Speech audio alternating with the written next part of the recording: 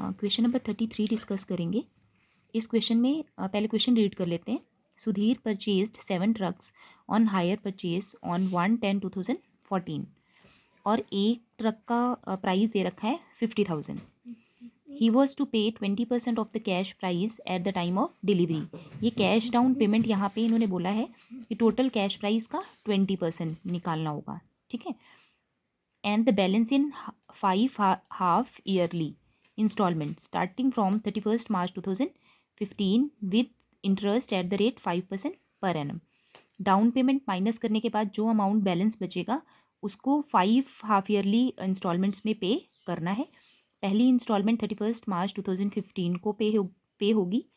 अब सुधीर ने क्या किया, इसने फर्स्ट इंस्टॉलमेंट इस क्वेश्चन में पे कर दी है, लेकिन सेकेंड इंस्टॉलमेंट जो कि 30 सितंबर 2015 को पे होनी थी, इसने डिफ़ॉल्ट कर दिया।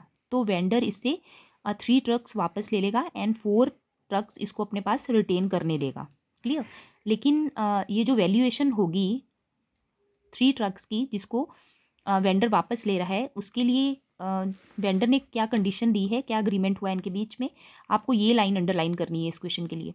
The vendor agreed to allow, ठीक है। The vendor agreed to allow him a credit for the amount paid.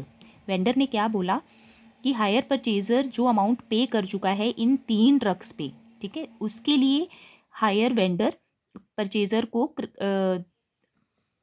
Credit allow कर देगा अगेंस्ट दीज 3 ट्रक्स लेस 25%।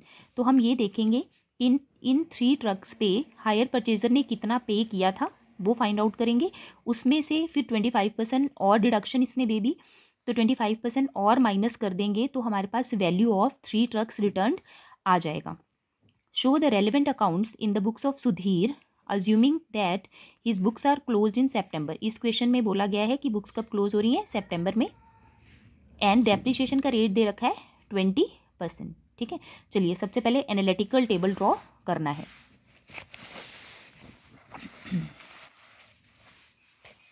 ये देखिए एनालिटिकल टेबल ऐसे करेंगे हम क्वेश्चन नंबर 33 का। सबसे पहले देखो कैश प्राइस हम निकाल लेते हैं 7 ट्रक्स का, ठीक है। एक ट्रक का 50,000 इंटू 7 3,50,000 आ गया। क्लियर।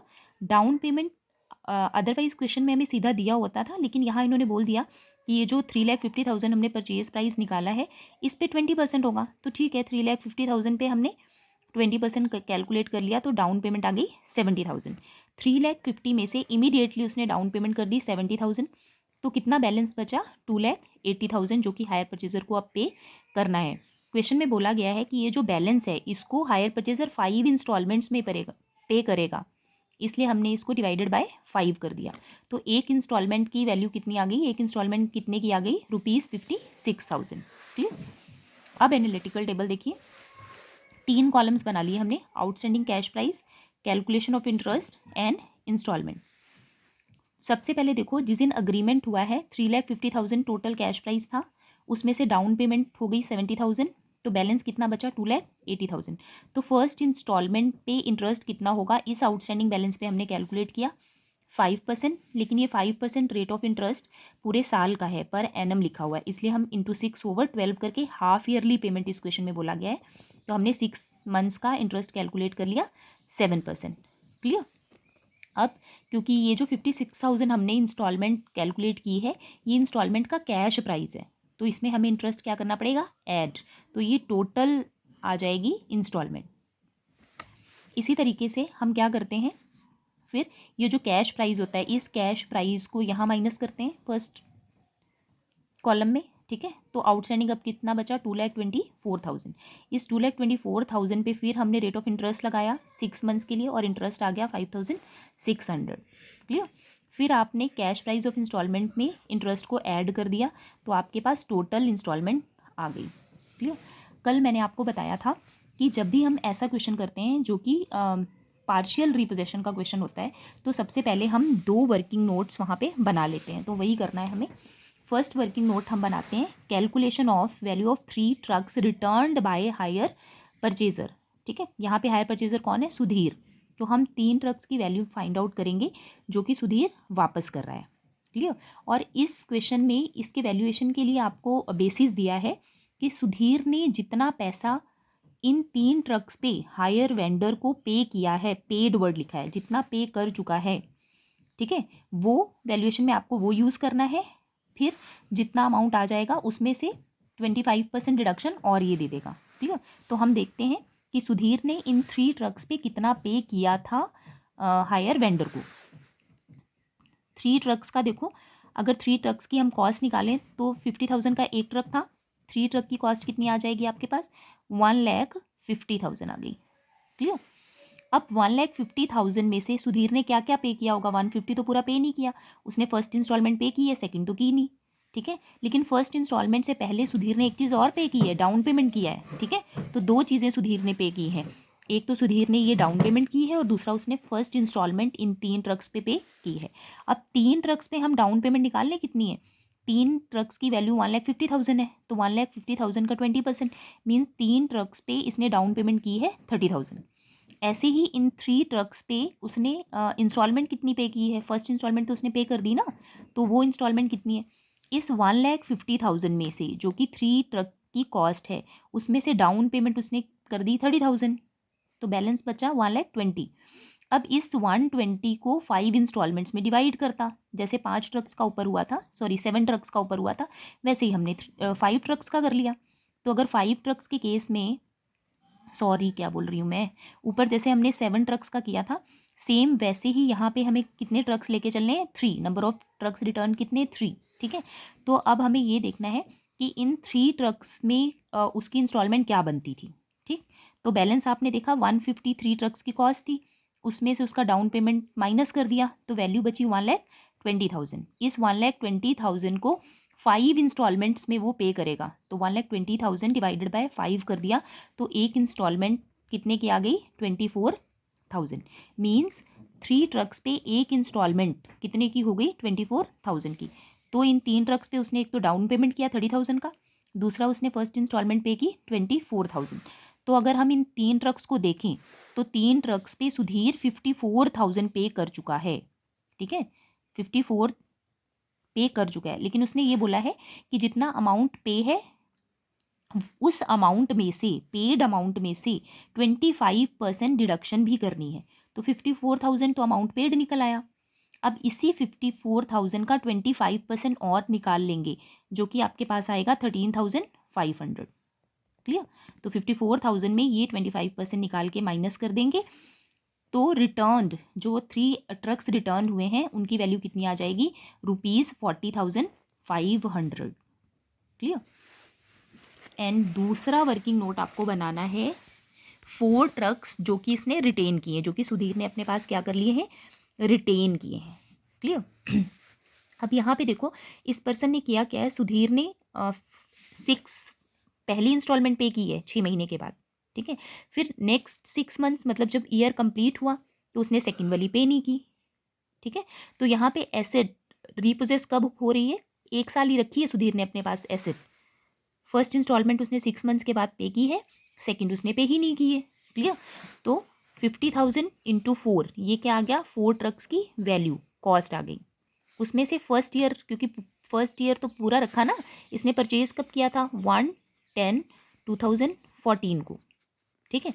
अब फर्स्ट इंस्टॉलमेंट की पेमेंट कब करनी थी, 31 मार्च 2015 को, ये वाली पेमेंट तो उसने कर दी।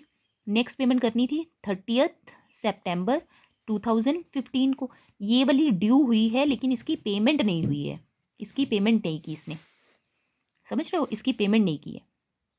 तो इस दिन लास्ट डे वाले दिन रीपोजेस हो गई है एसेट। रीपोजेस कितनी हुई थी, 3 ट्रक्स, लेकिन ये 4 ट्रक्स इसने छोड़ दिए जिसकी हम वैल्यू अब निकाल रहे हैं, ये 4 ट्रक्स जिसकी वैल्यू हम अब फाइंड आउट कर रहे हैं, ठीक है। तो अगर आप ध्यान से देखो तो सुधीर के पास जो एसेट है वो पूरे साल रही है ना, एग्रीमेंट हुआ था 1 10 को, क्लियर, डिफॉल्ट हुआ है 30 सितंबर को, तो ये पूरा 1 ईयर 1 अक्टूबर से लेके ये 30 सितंबर तक सुधीर के पास ये एसेट रही है। इसलिए अब सुधीर रिटेन्ड की वैल्यू जब निकालेगा तो क्या करेगा, पूरे 1 ईयर का डेप्रिसिएशन 20% माइनस कर देगा, तो 2 लाख में से 20% डेप्रिसिएशन माइनस होके जो एसेट अब सुधीर के पास बची है उसकी वैल्यू क्या आएगी, 1,60,000। तो ये दोनों वर्किंग नोट हमें पहले बना लेने हैं। अब ट्रक अकाउंट देखो जर्नल एंट्रीज आपको याद होनी चाहिए।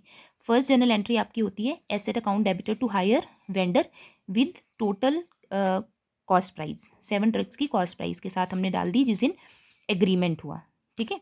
अब सेकेंड एंट्री आपकी होती है कैश डाउन पेमेंट की।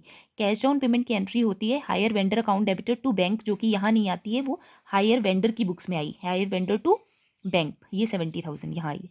देन थर्ड एंट्री आपकी होती है इंस्टॉलमेंट ड्यू की। इंस्टॉलमेंट ड्यू की एंट्री आपकी क्या होती है, इंटरेस्ट अकाउंट डेबिटेड, जो कि यहाँ आई, interest account debited to hire vendor 7,000। First instalment जो कि 6 महीने के बाद करनी थी, 31 मार्च को होनी थी ये, ठीक है। अब एक ही साल में देखो 2 बार ड्यू होगा, क्योंकि मार्च में पेमेंट होनी है और सितंबर में भी होनी है, ठीक है। तो ये मार्च वाला इंटरेस्ट ड्यू करने के बाद नेक्स्ट एंट्री आपकी हुई मार्च में ही पेमेंट की, तो एंट्री क्या हो गई, हायर वेंडर टू बैंक। कितना अमाउंट आया, 63,000। ये आप अपने एनालिटिकल टेबल में से देख सकते हो फर्स्ट इंस्टॉलमेंट का अमाउंट, क्लियर। देन 31 मार्च, अभी ईयर नहीं खत्म हुआ, आप क्लोज नहीं कर सकते थे यहाँ पे, ठीक है। अब इसी के बाद आपको क्या करना है, सेकंड इंस्टॉलमेंट ड्यू करनी है। अभी डेप्रिसिएशन की एंट्री अभी नहीं डालोगे, क्योंकि डेप्रिसिएशन की एंट्री तो at the end of the year पड़ेगी, मीन्स 30 सितंबर को एंड हो रहा है। तो सेकंड इंस्टॉलमेंट आपको ड्यू करनी है। इंस्टॉलमेंट में क्योंकि हम सेकंड मेथड यूज़ कर रहे हैं तो सिर्फ इंटरेस्ट ड्यू करते हैं, तो हमने लिखा बाय इंटरेस्ट, सेकंड वाला इंटरेस्ट हमने ड्यू कर दिया। अब सेकंड इंस्टॉलमेंट हमें यहाँ एंट्री करनी चाहिए थी टू बैंक, और सेकंड इंस्टॉलमेंट का प्राइस डालते, लेकिन पेमेंट तो हुआ ही नहीं है, इसलिए हमने टू बैंक अब सेकंड इंस्टॉलमेंट के लिए नहीं डाला, रादर हमने यहाँ टू ट्रक कर दिया। क्यों, क्योंकि जब इसने हायर परचेजर ने सेकंड इंस्टॉलमेंट पे नहीं की, तो हायर वेंडर ने क्या किया, 3 ट्रक्स वापस ले गया, ठीक है। और जब एसेट वापस जाती है तो एंट्री हो जाती है hire vendor account debited to truck, ठीक है। और ये रिटर्न वाला है, ये कौन सा प्राइस दिखा रहे हो, रिटर्न वाला। और रिटर्न आप वर्किंग नोट नंबर 1 में ये 40,500 कैलकुलेट कर चुके हो, क्लियर। अब दोनों साइड्स बैलेंस कर लोगे तो ये बैलेंसिंग फिगर आपके पास आ जाएगा। ये वो अमाउंट है जो अभी हायर परचेजर हायर वेंडर को पे करेगा। हमने स्टार्ट यहाँ ट्रक अकाउंट किया था, लेकिन हमारी सीक्वेंस में एंट्रीज जो थी वो वेंडर अकाउंट की आ रही थी, तो हमने बात यहाँ कर ली, ठीक है। अब at the end of the year आप डेप्रिसिएशन चार्ज करते हो, ठीक है। फुल ईयर, पूरा साल तो एसेट हायर परचेजर के पास रही, इसलिए 30 सितंबर को पूरे साल का डेप्रिसिएशन जो कि 20% क्वेश्चन में दिया है, वो हम 3,50,000 के ऊपर 20% कैलकुलेट करेंगे तो हमारे पास आ जाएगा 70,000, क्लियर। उसके बाद नेक्स्ट जो एंट्रीज थी वो वेंडर से रिलेटेड हो गई थी।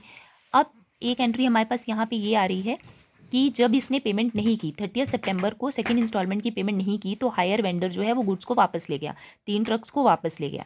उस केस में एंट्री हुई थी hire vendor to truck. Hire vendor to truck जो एंट्री है वो ट्रक अकाउंट में भी आती है और वेंडर अकाउंट में भी आती है, तो आपने यहाँ पोस्टिंग कर दी बाय हायर वेंडर, ठीक है। और ये कौन सी वैल्यू है, रिटर्न वाली, जिसपे ट्रक रिटर्न हुए हैं, वर्किंग नोट नंबर 1, ठीक है। ये तो हम कैलकुलेट कर ही चुके हैं वर्किंग नोट नंबर 1 में 40,500, क्लियर।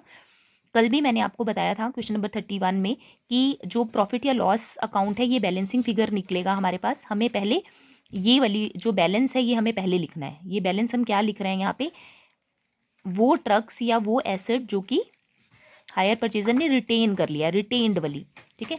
और रिटेन्ड की वैल्यू पहले ही हम कैलकुलेट कर चुके होते हैं, किसमें, वर्किंग नोट नंबर 2 में, 1,60,000 वहाँ से हम देख के यहाँ पे लिख लेंगे।